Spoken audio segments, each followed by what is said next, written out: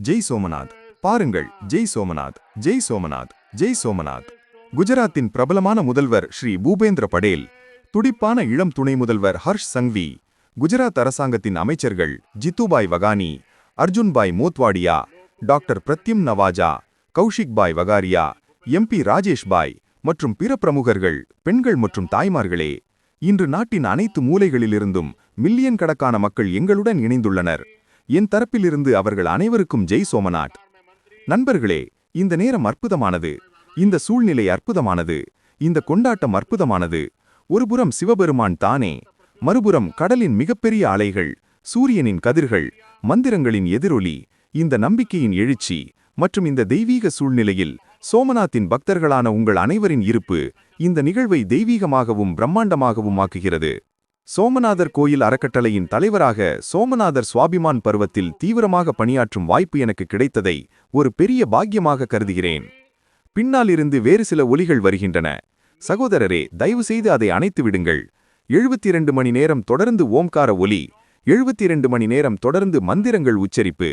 நேற்று மாலை வேத குருகுலங்களைச் சேர்ந்த 1000 மாணவர்கள் முன்னிலையில் 1000 ட்ரோன்களால் சோமநாதரின் 1000 ஆண்டுகால சரித்திரத்தின் நிகழ்ச்சியையும், இன்று 108 குதிரைகள் கோயிலுக்குச் செல்லும் சௌரிய யாத்திரை, மந்திரங்கள் மற்றும் பஜனைகளின் அற்புதமான விளக்க காட்சி அனைத்தும் மயக்கும்.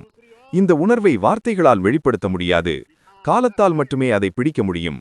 இந்த நிகழ்வில் பெருமை, கண்ணியம், மகிமை உள்ளது. மேலும் அதில் கண்ணியத்தை பற்றிய அறிவும் உள்ளது, அதில் மகத்துவத்தின் மரபு உள்ளது, அதில் ஆன்மீக உணர்வு உள்ளது, அனுபவம் உள்ளது, மகிழ்ச்சி உள்ளது, நெருக்கம் உள்ளது. எல்லாவற்றிற்கும் மேலாக கடவுள்களின் இறைவனான மகாதேவரின் ஆசிர்வாதம் உள்ளது. என்னுடன் வந்து நமக் பார்வதி பதையே ஹரஹர மகாதேவ் என்று சொல்லுங்கள். நண்பர்களே, இன்று நான் உங்களிடம் பேசும்போது என் மனதில் தொடர்ந்து எழும் கேள்வி என்னவென்றால், நீங்கள் அமர்ந்திருக்கும் இந்த இடத்தில் சரியாக 1000 ஆண்டுகளுக்கு முன்பு இருந்த சூழ்நிலை எப்படி இருந்திருக்கும்? உங்கள் முன்னோர்கள், நம் முன்னோர்கள் அனைவரும் தங்கள் உயிரை பணயம் வைத்தனர். அவர்கள் தங்கள் நம்பிக்கை மகாதேவ் ஆகியவற்றிற்காக அனைத்தையும் தியாகம் செய்தனர். 1000 ஆண்டுகளுக்கு முன்பு அந்த பயங்கரவாதிகள் நம்மை வென்றதாக நினைத்தார்கள். ஆனால் இன்று 1000 ஆண்டுகளுக்கு பிறகும் சோமநாத் மகாதேவ் கோயிலின் மீது பறக்கும் கொடி முழு பிரபஞ்சத்தையும் அழைக்கிறது. இந்தியாவின் சக்தி என்ன? அதன் வலிமை என்ன? பிரபாஸ் படான்கரலின் இந்த மண்ணின் ஒவ்வொரு துகளும் வீரம் மற்றும் வீரத்திற்கு சாட்சியமளிக்கின்றன. சிவபக்தர்கள், கலாச்சாரத்தை வணங்குபவர்கள் மற்றும் கலாச்சாரத்தின் கொடியேந்தியவர்கள் சோமநாத்தின் வடிவத்திற்காக தங்கள் உயிரை தியாகம் செய்துள்ளனர். இன்று சோமநாத் சுவாபிமான் பர்வத்தன்று சோமநாத்தை பாதுகாப்பதையும் கோயிலை மீண்டும் கட்டுவதையும் தங்கள் வாழ்க்கையின் பணியாக கொண்ட ஒவ்வொரு துணிச்சலான பெண்ணுக்கும் நான் முதலில் எனது மரியாதையை செலுத்துகிறேன். அவர்கள் அனைத்தையும் உயர்ந்த கடவுளான மகாதேவுக்கு அர்ப்பணித்தனர். சகோதர சகோதரிகளே, பிரபாஸ் படானில் உள்ள ஒரு பகுதி சிவபெருமானின் தனிப்பட்ட களமாகும். அதன் புனித தன்மை கிருஷ்ணருடன் தொடர்புடையது. மகாபாரத காலத்தில் பாண்டவர்களும் இந்த யாத்திரை தளத்தில் தவம் செய்தனர். எனவே இந்த சந்தர்ப்பம் இந்தியாவின் அண்ணற்ற பரிமாணங்களுக்கு மரியாதை செலுத்துவதற்கான ஒரு வாய்ப்பாகும். சோமநாதர் கோயிலின் சுவாபிமான் யாத்திரை 1000 ஆண்டுகளை நிறைவு செய்யும் இன்று 1951இல் அதன் புனரமைப்புக்குப் பிறகு 75 ஆண்டுகள் நிறைவடைவது என்பது மகிழ்ச்சியான தற்செயல் நிகழ்வாகும். சோமநாத் சுவாபிமான் பர்வத்தின் அன்று உலகமெங்கிலும் உள்ள மில்லியன் கணக்கான பக்தர்களுக்கு எனது வாழ்த்துக்களை தெரிவித்துக் கொள்கிறேன். நண்பர்களே, சோமநாத் சுவாபிமான் பர்வம் என்பது 1000 ஆண்டுகளுக்கு முன்பு ஏற்பட்ட அழிவின் கொண்டாட்டம் அல்ல. இது 1000 ஆண்டுகால பயணத்தின் கொண்டாட்டமாகும். இது இந்தியாவின் இருப்பு மற்றும் பெருமையின் கொண்டாட்டமாகும். ஏனென்றால் ஒவ்வொரு அடியிலும் ஒவ்வொரு இடத்திலும் சோமநாதருக்கும் இந்தியாவுக்கும் இடையே தனித்துவமான ஒற்றுமைகளை காண்கிறோம். சோமநாதரை அழிப்பதற்கு ஒன்று மட்டுமல்ல, பல தீய முயற்சிகளும் நடந்தன. இதேபோல அந்நிய படையெடுப்பாளர்கள் பல நூற்றாண்டுகளுக்கு இந்தியாவை அழிக்க தொடர்ந்து முயற்சித்தனர். ஆனால் சோமநாதோ இந்தியாவோ அழிக்கப்படவில்லை. ஏனென்றால் இந்தியாவும் அதன் நம்பிக்கை மையங்களும் ஒன்றோடு ஒன்று பின்னி பிணைந்துள்ளன.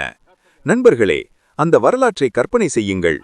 1000 ஆண்டுகளுக்கு முன்பு 1026இல் சோமநாத் கோயிலை முதன்முதலில் அழித்தவர் கஜினி. அவர் சோமநாத்தை அழித்ததாக நினைத்தார். ஆனால் சில ஆண்டுகளுக்குள் சோமநாத் மீண்டும் கட்டப்பட்டது. 12ஆம் நூற்றாண்டில் மன்னர் குமார்பால் கோயிலை பிரம்மாண்டமாக புதுப்பிக்கச் செய்தார். இருந்தபோதிலும் 13ஆம் நூற்றாண்டின் இறுதியில் அலாவுதீன் கில்ஜி மீண்டும் சோமநாத்தை தாக்க துணிந்தார். ஜலௌரின் ராவல் கிம்ஜி படைகளுக்கு எதிராக வீரத்துடன் போரிட்டதாக கூறப்படுகிறது. அதன் தொடர்ந்து 14ஆம் நூற்றாண்டின் தொடக்கத்தில் ஜூனாகத் மன்னரால் சோமநாத் மீண்டும் பிரதிஷ்டை செய்யப்பட்டது. 14ஆம் நூற்றாண்டின் இறுதியில் முசஃபர் கான் மீண்டும் சோமநாத்தை அழிக்க முயன்றார். ஆனால் அந்த தாக்குதல் வெற்றி பெறவில்லை. 15ஆம் நூற்றாண்டில் சுல்தான் அகமது ஷா சோமநாத் கோயிலை இழிவுபடுத்த முயன்றார். அந்த நூற்றாண்டின் இறுதியில் அவரது பேரன் சுல்தான் மகமூது பெகடா சோமநாத்தை தாக்கி அதை ஒரு மசூதியாக மாற்ற முயன்றார். இருந்தபோதிலும் மகாதேவர் பக்தர்களின் முயற்சியால் கோயில் மீண்டும் உயிர்ப்பிக்கப்பட்டது.